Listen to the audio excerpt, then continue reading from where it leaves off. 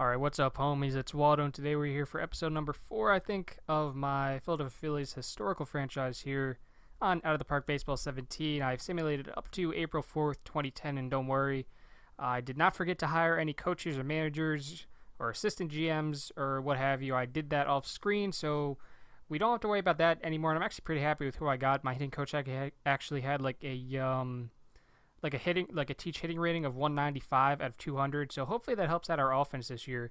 But as you see, we are not in spring training anymore. It is opening day. The only injury we had was Shane Victorino. He's going to be out for 7 more weeks with a hamstring strain, which I'm fine with.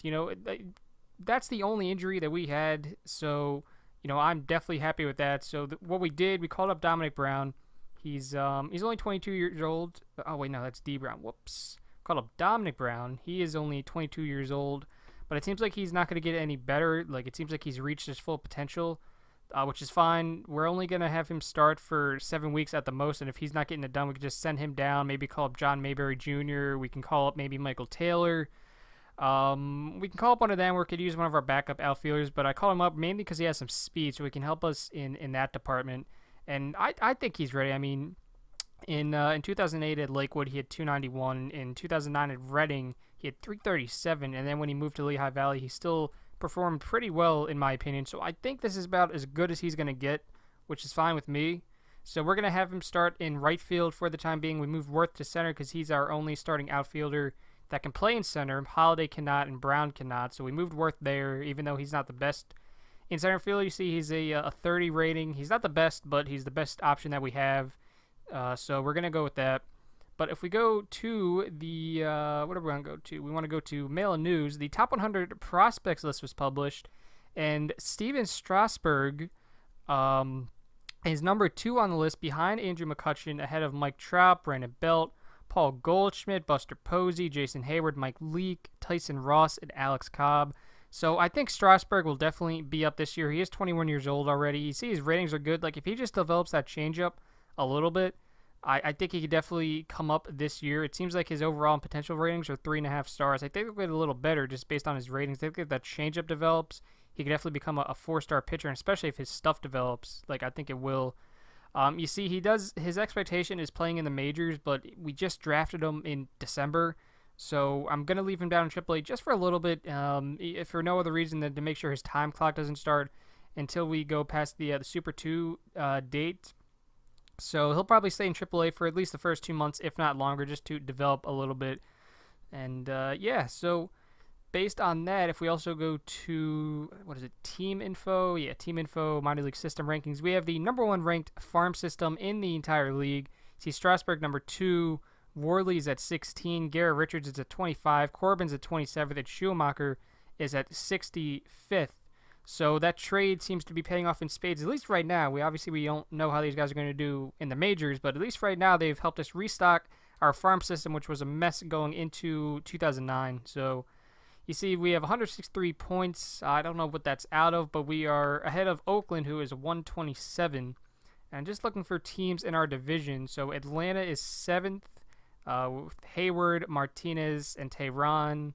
Keep going down here. The Nationals are 13th with Grandal, Espinosa, Derek Norris, Tommy Malone, and Jeff Locke. The Mets are 14th, right behind them with Neese, McHugh, and G. And now we just need to look for the Marlins, and they are 19th with Giancarlo Stanton and Zach McAllister. Just looking at Stanton real quick. So he has the home run power, so that's not too surprising. But I think what I'm probably going to end up doing is normally what I do to simulate a month, maybe 2 months ahead, just to see how the team's doing, and then go from there, see what changes we need to make. Our owner says we need to, or he would like us to stay close to a 500 record. And if we look at the preseason predictions, let's just do this. So we are predicted to finish 2nd in the NL East this year, 93-69, 2 games behind the Atlanta Braves. But it looks like we're supposed to get the wild card. Because the Rocks are supposed to finish with 91 wins. So if this played out the way like they have it, we would get the wild card, and we would play the Diamondbacks in the NLDS. Obviously, it probably won't play out like this, but it's a far cry from what we were supposed to do last year when we were supposed to be one of the worst teams in the league, at least according to the preseason predictions. And of course, we lost over 100 games. But this year, it looks like the moves we made are supposed to help us. We're supposed to score 660 runs, a 243 average, 125 dingers, 81 stolen bases, which is nice. Our pitching staff is supposed to be much improved, a 3.32 ERA, just under 1,500 Ks, and 473 walks, 583 total runs against. If we look at the top 10 hitters, we do not have any of them. The top 10 pitchers, we have one with Cole Hamels, so they're saying he's going to go 18-11 with a 3 ERA, pitched 252 innings. Wow. 216 hits allowed, 41 walks allowed, 273 Ks, and 9.77 Ks per 9 innings. All right, I just want to see if Howard was going to be in the top 10 hitters for the American League, but he is not. All right, yeah, so and we'll just go through the rest of these predictions here. So the Yankees are supposed to finish 111-51. The Rays are supposed to finish 101-61. So they would definitely get the wild card in the situation. The AL Central is supposed to be terrible. It seems like the Twins are supposed to go 92-70. Then the White Sox with 77 wins. The Royals with 75 wins. The Indians with 68. And the Tigers with 62. The AL West is not supposed to be as bad as it was last year, but I guess we will see. And then in the NL, looks a little more varied. It seems like the West will be, 3 solid teams in the D-backs, Rockies, and Giants. In the Central, the Cubs and the Reds. This looks a little, a little off. That's not the right term I'm looking for, but I mean the Cubs and Reds are only supposed to have 87, 85 wins respectively. Then the other 4 teams are supposed to finish under 500. So the NL Central, looks a little weak this year. Both Central divisions, now that I think about it, they are a little weak. But I guess we'll see. No use looking at it right now. So just as a recap for our lineup, we're going to go with Worth. Did I make this lineup? I don't think I made this lineup. Maybe I did. Is that what we're going with? We're going with Worth, Rollins. No. I'd rather have Rollins number 1. I don't know how that happened. But yeah, I'd rather have Rollins number 1, Worth number 2, Utley, Holiday, Lind, Barajas, Phillies, and then Dominic Brown rounding out the order. And then when Victorino comes back, he'll probably slot in at, I want to say 6 or 7. He's not going to be above Lind, I think. So he'll probably be 6 or 7, maybe 8. I don't know. He'll definitely be at least 7 because I think Feliz should probably be hitting 8th. But since we have Dominic Brown, I don't want him to feel overwhelmed in his first stint in the major. So I'm having him bat at the bottom of the order just to be safe. So anyway, I'm just going to go ahead here, simulate up until, I don't know, probably May 1st, maybe mid-May, maybe May 13th. I don't know. I'll figure it out on the fly, and I'll come back and recap how the team's doing. All right, it is June 3rd. The Phillies are 32-21, so we're doing a heck of a lot better than we were last year. If we take a look at the, let's go with our schedule first. So if we look at our schedule, you see we actually started off really, really well in May. We actually went on an 8-game winning streak very early in the season. We swept Washington. We swept Houston. We only lost 6 games all month in April. And then in May, we actually were doing really, really well until the past week and a half. Starting with this game here against the Red Sox. I think we've lost 8 of our last 10, so we are in a little bit of a losing skid here. Let me see, 1, 2, 3, 4, 5, 6. Let me see, 7. Yeah, so we've lost 8 of our last 10 games, but every team experiences ups and downs during the season. There we go. I was finally able to speak there. So I'm not too concerned. It was bound to happen eventually, especially since we got out to such a hot start. But see, we are 32-21. We're half a game up on the Nationals, who have played one more game than us. They are 32-22. 5 up on the Braves, 7.5 up on the Marlins, and 12.5 up on the New York Mets. You see, our last 10, we are 2-8. So we're not doing too well. Looking around the league, not surprisingly, the AL Central is about as weak as it was supposed to be. You see, the Royals are 29-25, 2.5 up on the Twins, who are under 500, and the other 3 teams in the Central are under 500 as well. The Yankees and Rays are doing very well. They have 37 and 33 wins respectively. Athletics and Angels seem to be going at it. Athletics are 36-18. The Angels are 32-23.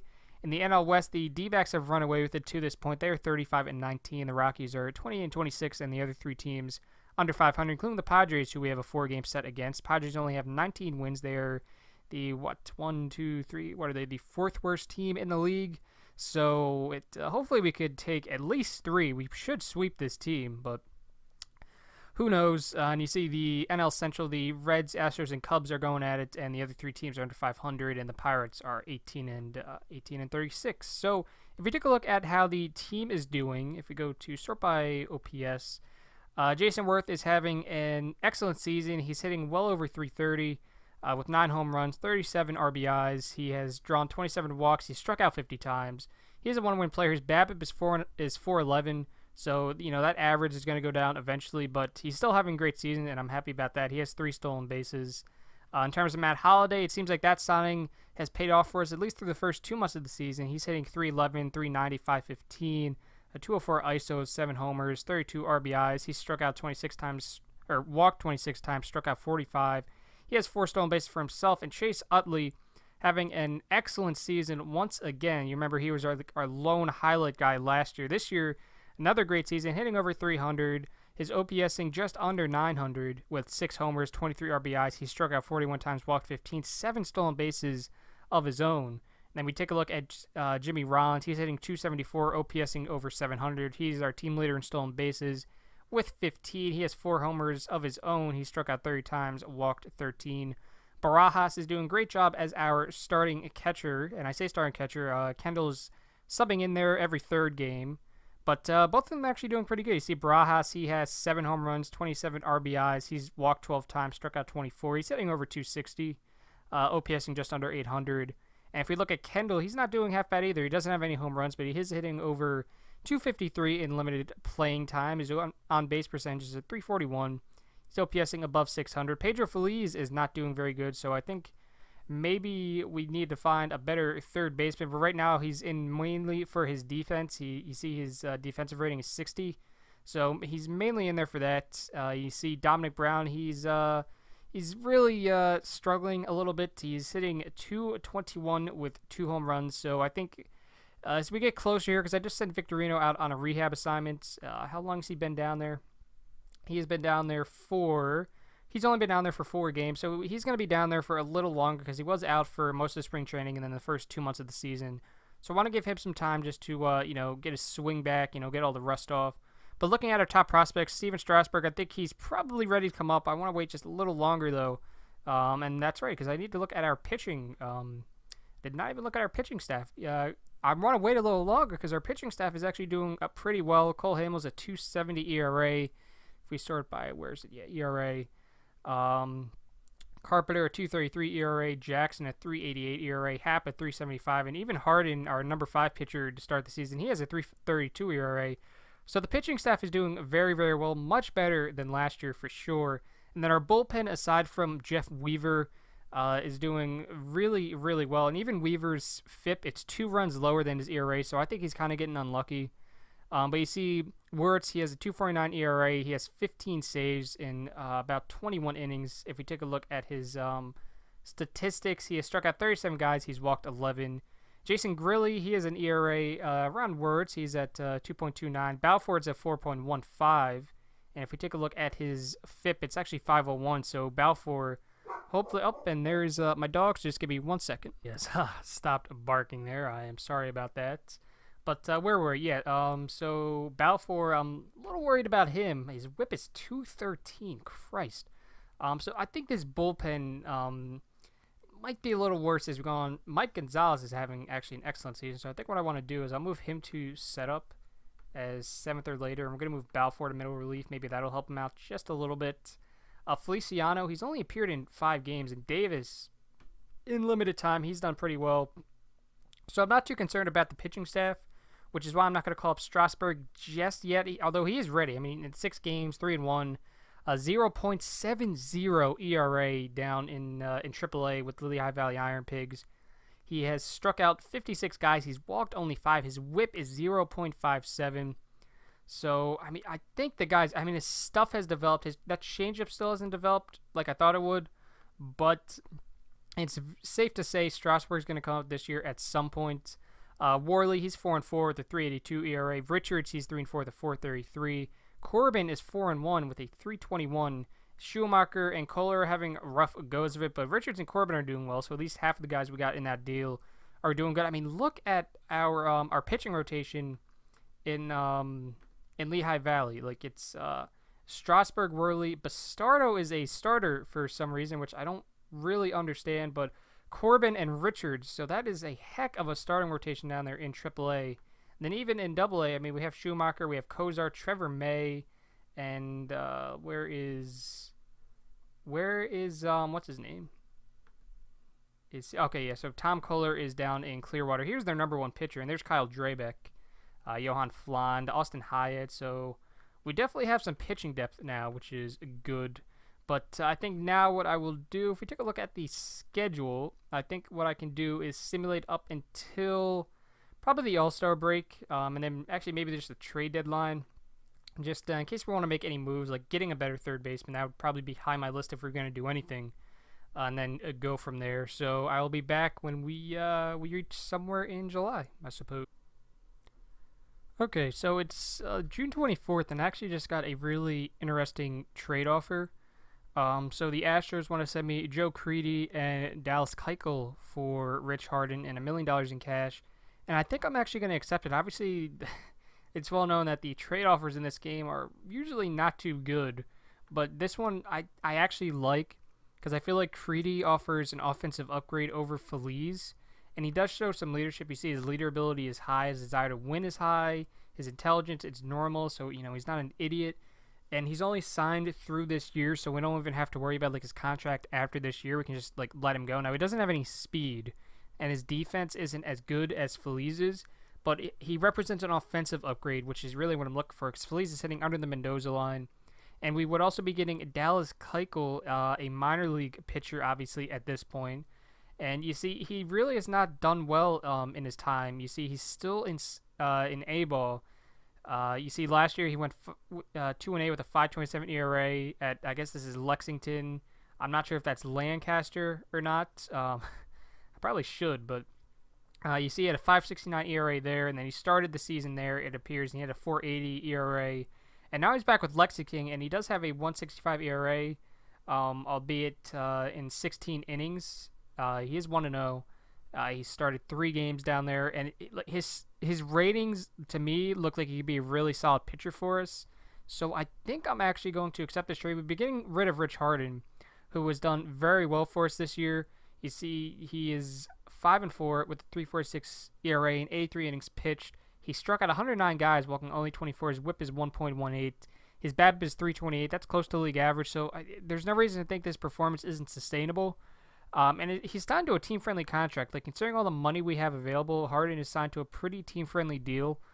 But I think I'm going to let go of him for the obvious reason that it opens up a spot for Steven Strasburg, who is definitely ready to come up. So we are going to actually accept this deal. All right. So we accepted that deal. So we get another great young pitcher, in my opinion, in Dallas Keuchel. Now, will he turn out to be as good as he is in real life? Although maybe this year he's not that good. But will he turn out to be as good as we've seen he can be in real life? I don't know, because as I've mentioned previously, things in this save won't go as they do in real life. So a lot of things will end up being different. So I don't know if Keuchel will end up being a solid guy, but we're going to call up Creedy. And by doing that now, we need to send somebody down. Okay, well, Felice is actually improved, but yeah, this would definitely be a good offensive upgrade. Now, I don't know who I want to send. I want to send down. I'm not too sure. Maybe I don't know. Maybe Jeff Bloom. Although I don't, because I don't know. Maybe I feel like we could get rid of Jeff Bloom, honestly, and just make it work with Cora. I don't know. It's kind of difficult. How many guys? Yeah, I think I'm leaning towards Bloom, believe it or not, which I didn't think would happen. But we don't really. We could keep Felice as backup. Yeah, I think we're gonna send down Jeff Bloom. We just don't need him right now. So Felice is gonna end up being the backup. We're gonna put Creedy in to start at third. No, not at short, idiot.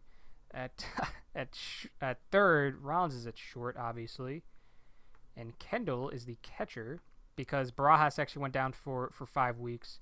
So let's just move that around again. So Rollins, we'll move Creedy ahead of Kendall, I think. Should we move him above Victorino?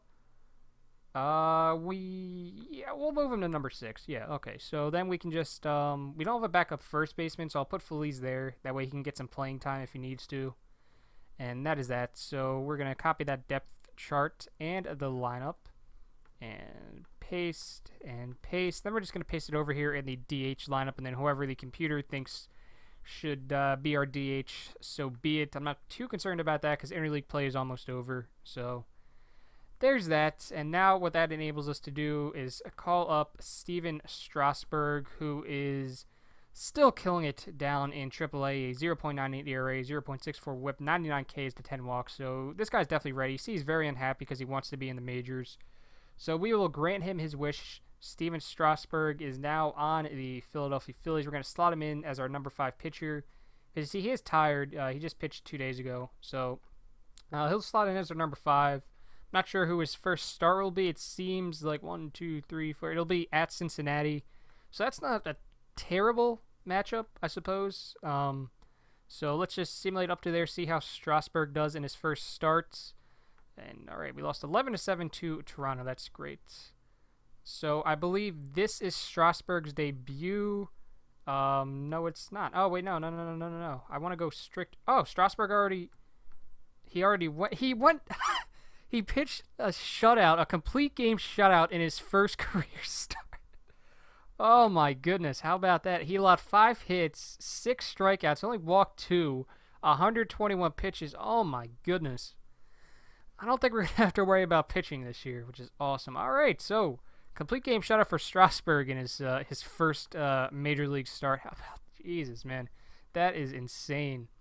All right, but I think I'm going to simulate up to when the All-Star rosters get announced. That way we see who we got. So I guess, when does that happen? I think the 11th, so I guess I'll be back on. Okay, so we are here at the All-Star break, and I have a huge smile on my face because I think your Philadelphia Phillies have gotten off that losing skid that we were on for, what was that, about a month from the, like, from, what was that, like that, or is it, yeah, that Boston game to like right here against Minnesota. I think we finally kicked that, because you see, what is this, like, starting with this Cleveland game right here, like 23rd, that's 1, 2, 3, 4, 5, 6, 7, 8, 9, 10, 11, 12, 13, 14, 15. We are 15-3 in our last 18 games. We are now 54-35 at the break. Taking a look at the standings, we're only 1 game ahead of the Washington Nationals, so we still can't shake the guys in our division. Atlanta's at 47-41, 6.5 back. Florida is 43-46, 11 back, and then the Mets are 31-57, 22.5 back. So the Mets are done for all intents and purposes. But if we go to look at the All-Star rosters, we're Mail News and looking at the rosters, just seeing who we got in the game. So we got Carpenter, who's 13-1 with a 2.18 ERA, 106 WHIP. He is a 4.5 win player to this point. We got Cole Hamels, who is 9-7 with a 2.08 ERA and a WHIP under 1, believe it or not. Let's see, did we get anybody else? We got Michael Wuertz, who is 1-4 with 23 saves, a 2.41 ERA. His WHIP is a little high, which is a little bit concerning considering he's a reliever. But regardless, we got Chase Utley in there, although, so we got Chase Utley, we got Matt Holliday, we got Jason Worth. So we got a lot of representatives in the All-Star game this year. This is just an excellent season for your Philadelphia Phillies. And then just looking at the rosters, regardless, we have Zach Greinke, Roy Halladay, Felix Hernandez, Cliff Lee, John Lester, CC Sabathia, James Shields, Verlander, Betancourt, Chamberlain, Valverde, Andrew Bailey, Ryan Madsen, Bobby C.A., Joe Mauer, Napoli, Saltalamacchia, Butler, Teixeira, Cano, McGee, Gordon, A-Rod, Roland, Jeter, Bradley, Chris Carter, Carlos Quinton, Manny Ramirez, Nolan Reimold, Torrey Hunter, B.J. Upton, J.D. Drew, and Travis Snyder in the AL. In the NL, we also have Cueto, Herron, Clayton Kershaw, Lincecum, Rodriguez, Vasquez, Wainwright, Darren O'Day, Caleb Thielbar, Luke Gregerson, Sean Marshall, Villanueva, V-Mart, Brian McCann, Pablo Sandoval, Prince Fielder, Justin Morneau, Joey Votto, Pedro Alvarez, Aramis Ramirez, Mark Reynolds, Ryan Zimmerman, Hanley Ramirez, Scott Harrison, Seth Smith, Drew Stubbs, Jay Bruce, and Jay Up. So a lot of representatives in the All-Star game this year for your Phillies. And if we take a look at how Strasburg is doing, because I know you guys are all wanting to know how he's doing, 2-1, a 171 ERA. You see, after that complete game shutout in his major league debut, he's went 6 innings, allowing 2 runs in each of the next 2 starts. So I think it was a good idea to call him up and trade Harden for sure. His personality kind of irks me a bit. It's just he dogs it too often. You see very low leader ability, very low loyalty. His greed is high, work ethic is low. That worries me just a little bit, but hopefully that doesn't get in the way of us winning games. This year I have not received one single complaint about the clubhouse being like a bad place or everyone's fighting or this, that, and the other.